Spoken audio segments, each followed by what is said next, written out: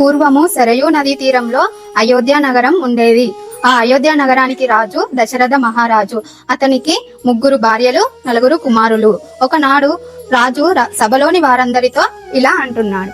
మొన్ని ఈ రాజ్యానికి రాజుని చేయాలనుకుంటున్నాను. ఓ రాజా, మీకు గుర్తుందా? మీరు నాకు 2 వడాలని ఇచ్చాడు. ఇప్పుడు ఆ వడాలని తీర్చే సమయం వచ్చింది.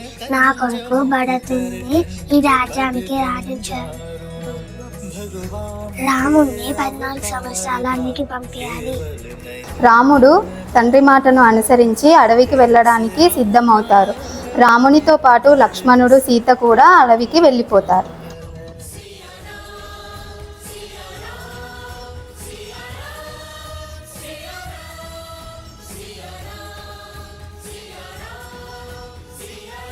రోజు సీత అడవిలో బంగారు లేడిని చూసి ఇలా అంటుంది.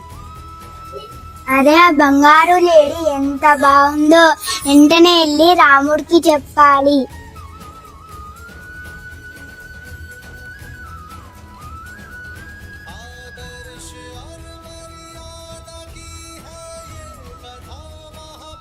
ఏమైంది సీత? నేను ఒక బంగారు లేడీని చూశాను. అది ఎంత బాగుందో, నాకు ఇప్పుడు అది కావాలి. లక్ష్మణ, వదినమ్మని జాగ్రత్తగా చూసుకో. నేను వెళ్ళి వస్తాను. సరే అన్నయ్య.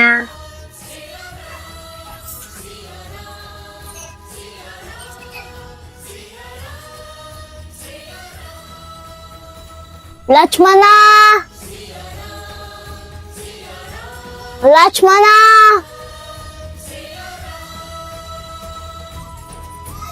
లక్ష్మణ, మీ అన్నయ్యకు జరిగినట్టుంది. నువ్వు వెంటనే వెళ్ళు.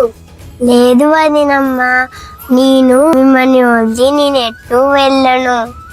నువ్వు వెంటనే వెళ్ళాల్సిందే.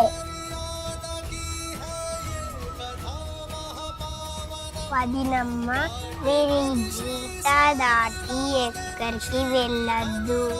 నేను వెళ్ళి వస్తా.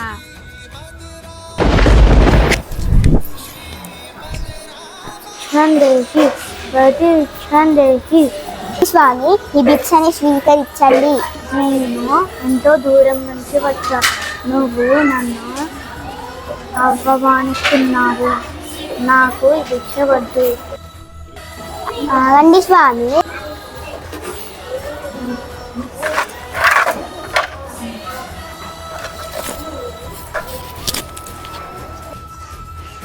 సీత, సీత, అయినమ్మా, నేను ఇక్కడ వర్రా బాబు. ఇక్కడ చేసిన, ఇక్కడ చేసిన. లక్ష్మణ, నీకు సీత కనిపించిందా? లేదు అన్నయ్య. సీత, అయ్యో సీత.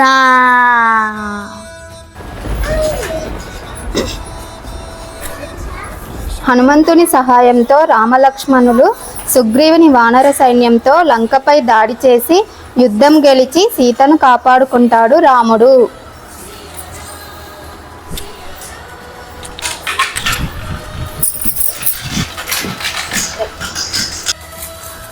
చెడుపై మంచి గెలిచిన సందర్భంగా మనం దీపావళిని జరుపుకుంటాం.